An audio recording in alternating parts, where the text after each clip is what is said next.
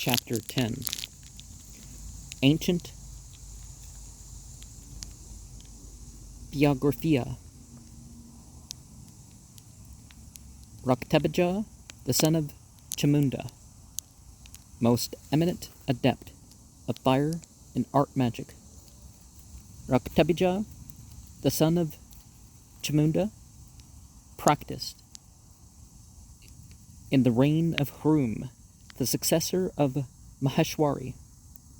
All Hindu authors are full of variations in their accounts of this famous adept, some making him of a much later date than others. However, I shall give what I know to be most authentic, not omitting the traditional history extant among the lamas, with which my disciples may learn some of the history of this venerable lama, the inventor of magic. Rokhtebija laughed on the same day he was born, and he was the only one to whom this happened. Well, so he's a Jesus type of figure? Or a Buddha figure? Or because whenever we hear about this, it was always, oh, they were the only one. Or there's only a couple of them, or, something, right?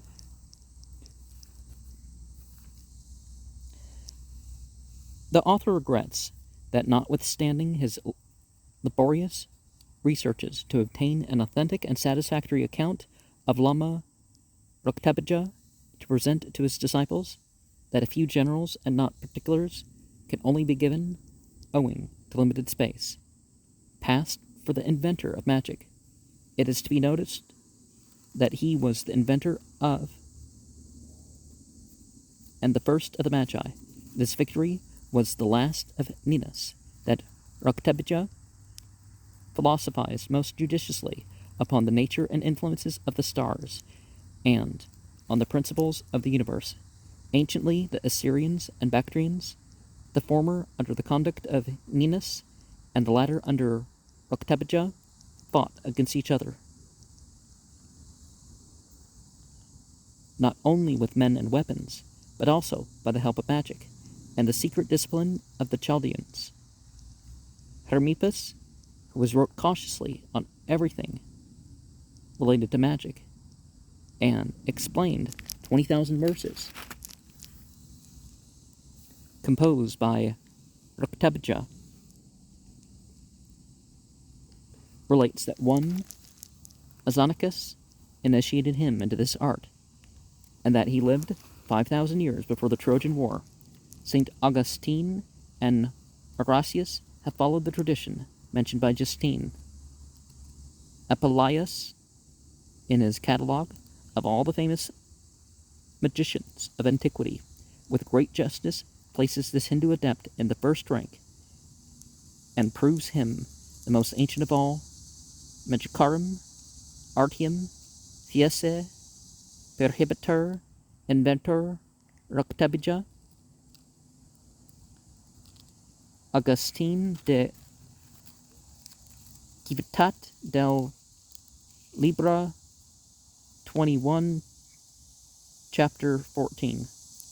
Gayatri, who esteemed the art of magic to the accounted noblest and most useful of all worldly knowledge, relates that Rokhtebija lived 6,000 years before the death of Hurri. Note that the same thing is affirmed by Hindu Antiqua. Shiva, who lived in the reign of Justinian, informs us that according to the priests of that time, Rokhtebija and Anal were contemporary. But they do not say whether this Anal was father to Darius or any other. I have decided that he was the father of Darius, and ground this opinion on this, that one of the eulogies engraven on the tomb makes him the instructor of the Magi, and that this same historian who makes Anal excel in magic calls him the father of Darius. Well, the Jews weren't the only person to say, oh, such and such was their father because of, the path that they were on, right? So they were equally listed as, Abraham as our father was the most of all, but they would also say that about God and various other things, although they knew, full well that that wasn't literal. After the time of Arktabija reigned Indri, a very prudent adept, and the father of Darius. This adept, having boldly penetrated into the remotest parts of the Upper India, came at length to a solitary forest, where there dwelt in awful and silent tranquility the Brahmans. In this peaceful solitude they instructed him in the knowledge of the earth's motion, likewise of the stars, and from them he can learn the pure and sacred rites of religion. Part of this knowledge he communicated to the Magi, which, together with the art of predicting future events, they delivered down to posterity, each in his own family. Well, given that the Avestan, the older parts of the Avestan have the 1700 to 2000 BCE language, we're talking something earlier, and that Magian tribe probably revived the faith, and so that could be the first big revival. There were a bunch of reasons for that, and then we have to come to that conclusion, and then we have the Achaemenid revival, which of Darius was the part. The great number of men who have descended from these families ever since that age down to the present have all been set apart for cultivating the knowledge of divinity. But Kailasa was wrong in saying that the father of Darius was a king, and no doubt he committed this blunder by having read in general that one Anal was a great magician, and thought that there was no other Anal than the father of Darius. But it is beyond dispute that one Anal, older than the foundation of Rome, and a great prophet, is mentioned by authors. Anal, also, the most ancient Lama of the Bajuk, and from whom the river Anal derives its name, is the most admirable of them all, for under the interpretation of the prophecy from a boy, he informed posterity that the Roman Empire, nay, even the Roman name, should be utterly destroyed, and that it is predicted a long time before the establishment of that colony of Trojans. He predicted, the Trojan War is actually the series of wars, but he predicted a long time before the establishment of that colony of Trojans. He predicted the general conflagration of all perishable things. It is affirmed that Moij was Raktabija's disciple under the reign of Cambyses, the son of Cyrus. So Darius is Darius and Kurash is Cyrus. The words of Apuleius inform us of the fact. Some say that Anal, having been made a slave in Egypt, was transported into Persia. Others would have transported him into Babylon, and there instructed Zoroaster and the Babylonian, whom they distinguish from the Persian. Well, Azerbaijan and Afghanistan were candidates for where he was, so I don't think Babylon proper was really where to put him. I find no less than 5 Zoroasters mentioned in history. To these 5 may be added a 6th mentioned by Apuleius. Again, I would say revival periods of the faith. And people will name different things, but I mean, there were revival periods of faith, but, this Zoroaster lived in Babylon at the time Anal was brought thither by Cambyses. The same writer calls him the chief interpreter of all divine mysteries, and says that Pythagoras was chiefly instructed by him. He appears to be the same with Zimbratus, of whom Diogenes affirms that Pythagoras was purged from all his former filth and instructed in what is essentially necessary for good men to know, viz., God, nature, and philosophy. He's also the same with Nazaratus, the Assyrian, whom Alexander, in his book of the Pythagoreal Symbols, affirms to have taught Pythagoras. The same person Suidas calls Zaris, Carelus, Zaranus, and Plutarch Zaratus.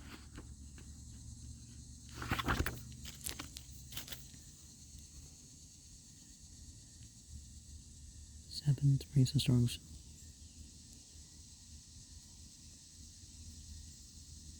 His head was presage of the future knowledge and wisdom. Okay. The palpitation of his brain was strong to repulse his hand. Well, yeah, aren't most of the chakras actually in the brain? There's 114 of them, but yeah. He passed 20 years in the deserts, and there ate nothing but a sort of cheese, which was never the worse for age, that the love of wisdom and magic obliged him to retire from the world to a mountain where he lived in solitude. But when he came down from thence, there fell a celestial fire upon it, which perpetually burned, that a priest approached it for the purpose of putting up prayers to God, that Ruktabija came out from these flames unhurt, and that he comforted and encouraged the Hindus and offered sacrifices for them to God, that afterwards he did not live indifferently with all sorts of men, but only those who were born for truth, and who were capable of the true knowledge of magic, which kind of people are called yogis among the Hindus. Well, we're all born for whatever, but we kind of slip from our spiritual purpose or not, right? That he desired his end might be this, viz. To be struck with thunder and consumed by celestial fire, and that he requested the Hindus to collect his ashes after he was consumed in this manner, and to preserve and venerate them as a pledge of the preservation of their monarchy, and that they for length of time paid great veneration to the relics of Ruktabija, but at length, neglecting them, their monarchy fell to ruin and decay. Well, often it's the priesthoods that come up with that idea, but according to the tradition of the Magi, I shall explain this fabulous and figurative description of Ruktabija's end.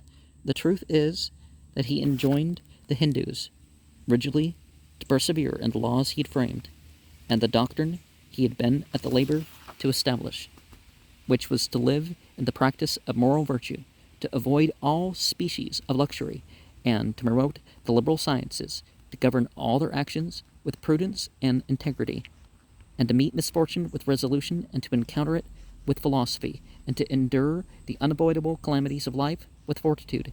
These, his disciples, he left as a precious relic among them, which they strictly adhered to. They need be under no apprehension of tyranny and oppression. These they collected, and for some space of time religiously followed the precepts of this eminent adept. The idolatry falsely imputed to this wise man, viz. His instituting the worship of fire and angels and all that other stuff, is thus to be interpreted. Under the celestial symbol of fire was meant truth. Truth he ascribed purely as to the great and wonderful attribute of divinity, which he ascribed purely as the great and wonderful attribute of God, which he acknowledged and worshipped, to wit, one only God, the eternal fire of wisdom and everlasting truth. Well, he was in a cold mountainous region, and he worshipped before the fire. It doesn't mean that the fire was his God. It was an everlasting truth. Justice and mercy. His magic was the study of religious worship of that eternal being. After Ruktabija, there were 4 persons chosen to educate the successor of the high caste of Hindus.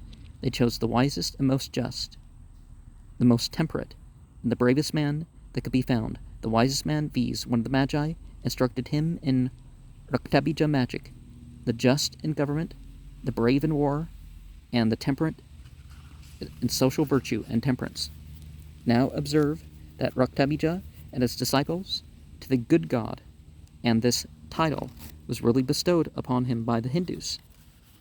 Therefore, on account of his uncommon learning, religion, and wisdom, he was, in an allegorical or figurative manner, called the Son of God, or the Son of Wisdom, Truth, etc.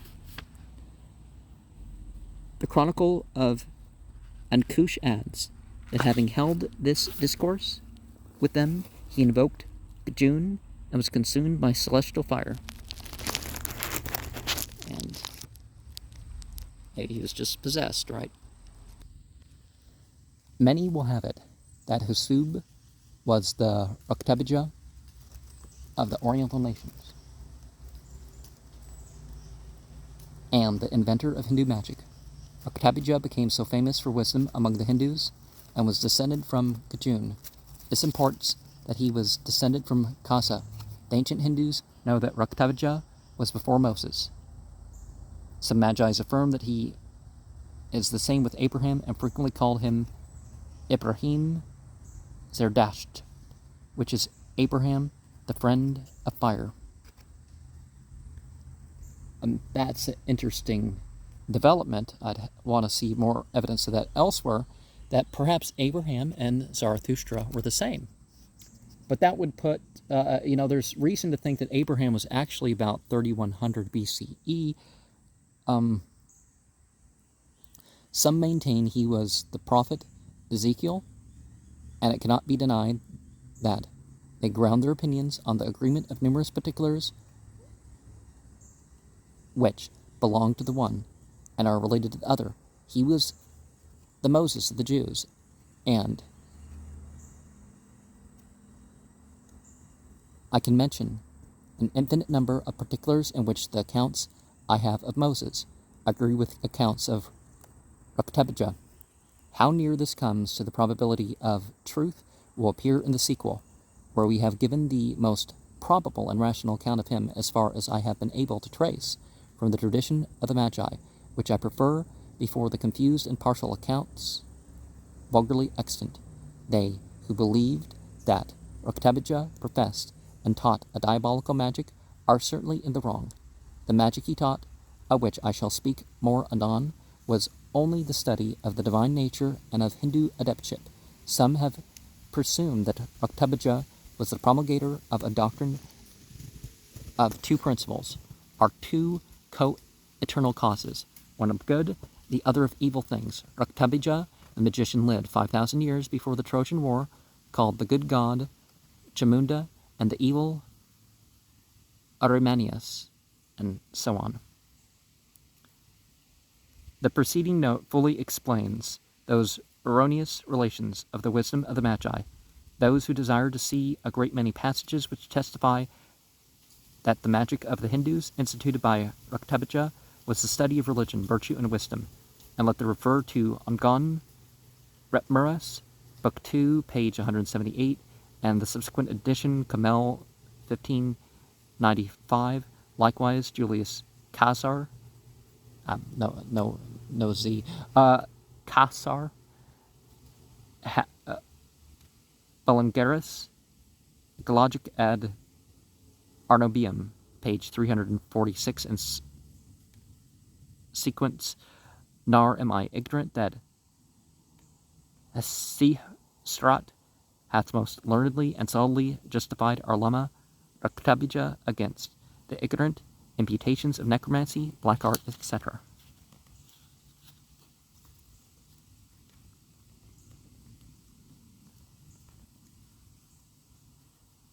Some have presumed that Octabija was the promulgator of a doctrine of two principles or two eternal causes. One of the good. Okay. It has been much contended by philosophers whether Octabija was the first suggester of this doctrine of the two principles, the one called by the Magi Luths, the good, and Arimanius, the evil principle. It's certainly Octabija asserted that one, these, that of the good, are an essential, uncreated, self-existent principle, the cause of all good, caused by him, Lusf, meaning a good god, etc. In respect to the other principle, Arimanius, we must, before we decide either for or against Octabija, consider the nature of the thing in its most impartial sense. Those who ever read Cousy Journal, 1701, and March, 1701, Article 351, need not be informed that the Historia, published by Kunji, professor of the Oriental languages, in the year 1700,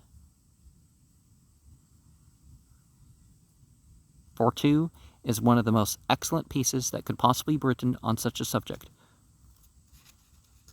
The idea which the learned journalist hath given of this performance is sufficient to convince us that it contains a very curious erudition and profound discussions which discover many rare and uncommon particulars of a country which we scarce knew anything of before.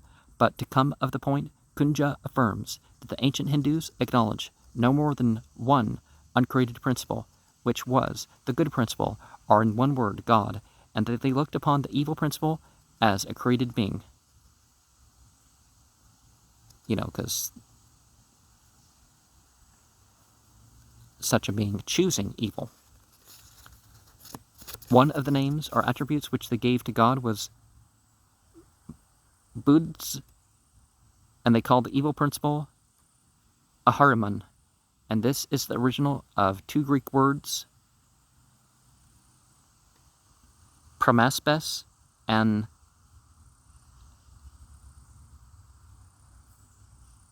Apaimanios, one of which was the name of the good and the other of the evil principle, as we have seen above in the passage of Duncan. The Hindus affirmed that Bhaknus was the first founder of their religion. Raktabija afterwards made some alterations in it, but it is said he made no manner of change with religion to the doctrine of one sole uncreated principle, but that the only innovation in this particular was the giving of the name of light to the good principle, and that of darkness to the evil one. For a misconstruction put upon the doctrine of the Magi, some considerable misreports of their tenets have been propagated. I think none more curious than the following: that a war arose betwixt the army of light and that of darkness, which at last ended in an accommodation of which the angels were mediators, and the conditions were that the inferior world should be wholly left to the government of Luyanas for the space of 7,000 years, after which it should be restored to light. Before the peace, Luyans had exterminated all the inhabitants of the world. Light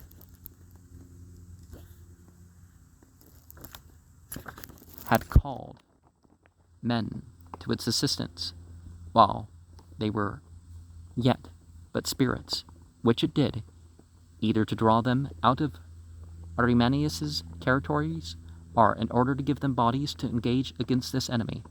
They accepted the bodies and the fight on condition that they should be assisted by the light, and should at last overcome Luyans. Okay. The resurrection shall come when he shall be vanquished. This, they conclude, was the cause of the mixture, and shall be the cause of the deliverance. The Hindus were not ignorant that Raktabija taught a future reincarnation. Well, we find that reincarnation actually is a doctrine that finds its way from,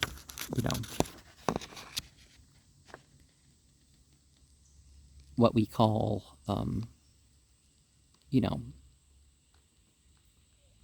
Yazidi. It wasn't that the Hindus didn't have it for a long time, if you actually look deeper into what's called Hinduism, but, or at least the race didn't have it. Anyways, we don't need to get into why Hinduism doesn't exist in the Vedas, other than that it's just a British title for a bunch of different religions. The author, in his excellent treatise on the religion of the ancient Hindus, cites some authors who clear him on this head. We shall examine whether they deserve credit. It is affirmed that he was no idolater, either in respect to the worship of fire or that of Oxene.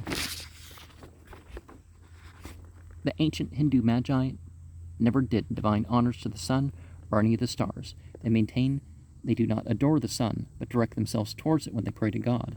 It has been found among Raktabija's secret precepts that we ought to salute the sun, but not that we should adore him with religious worship. He proves that their ceremonies might very justly pass for civil honors, and to this purpose he makes some exceeding curious observations. So not praying to them as intercessors, but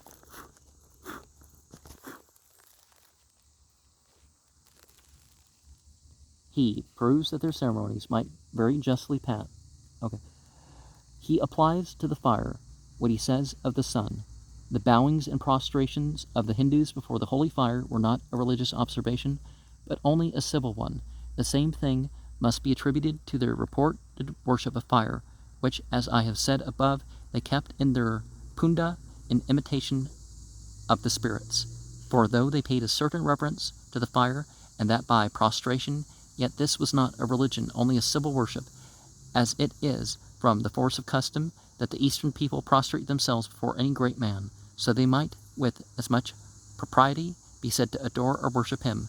Believe me, you ought to be the last to censure the Eastern people with such gross idolatry, as has been represented. The Hindus, who have always been devoted to the highest study of wisdom, perform their duties in life for the honor of their god, or whatever entities they thought were gods.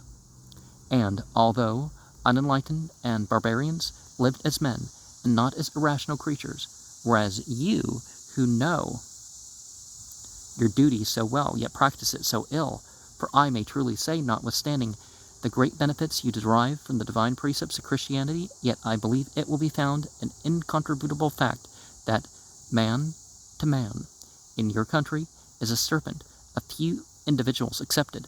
But to return to our subject, it was the ancient custom to fall prostrate to spirits, as being the messengers and representatives of God. Besides, there are many examples of this kind of worship, not only in the Old but New Testament, where the women who had been converted to the truth faith upon seeing the astral spirits at the sepulchre of Christ fell with their faces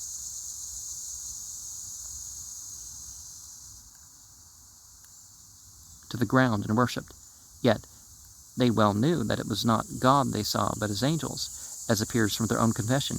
We have seen a vision of angels, therefore they are not wrongly called idolaters and worshippers of fire, for Raktabija was the instrument of their continuation in the true faith. He was an adept who had the knowledge of the true magic, which he particularly worshipped in a natural cave, in which he placed several symbols representing the world. Kaju, representing the sun, filled the master's place. But it was not Kaju, but the true God that he adored. And lastly, as he was a true philosopher, a profound alchemist, greatly informed in all the arts of the mathematics, strict and austere in his art, he struck the Hindus with an admiration of him, and by these means made them attentive to his doctrine. The sum of all is that he lived in a cave dedicated to the service of his art, and the study of all natural and ceremonial magic, that he was magically illuminated, knew the course of the stars and the occult and common properties of all compounded and earthly things, that by fire and geometry, i.e., by chemistry and the mathematics, he investigated, proved, demonstrated the truth and purity,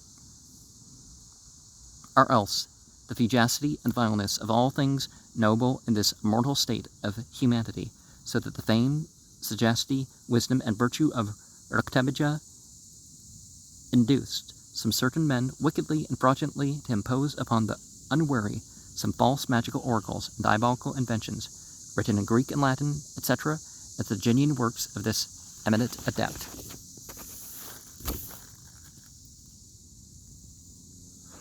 What appears least uncertain among so many things that are related of him is that he was the introducer of a new magic into India, and that he did it before the time of Moses.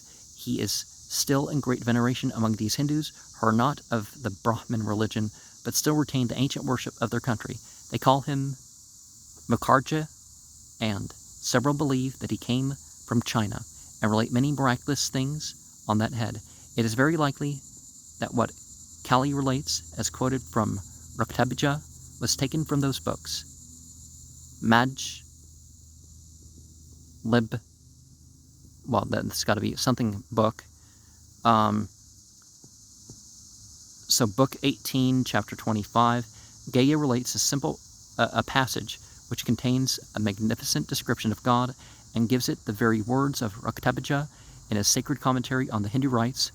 Prasanna says that the followers of Gudij boasted of having the secret books of Occultism, but most likely he meant that they boasted of having the secret books of Kunda,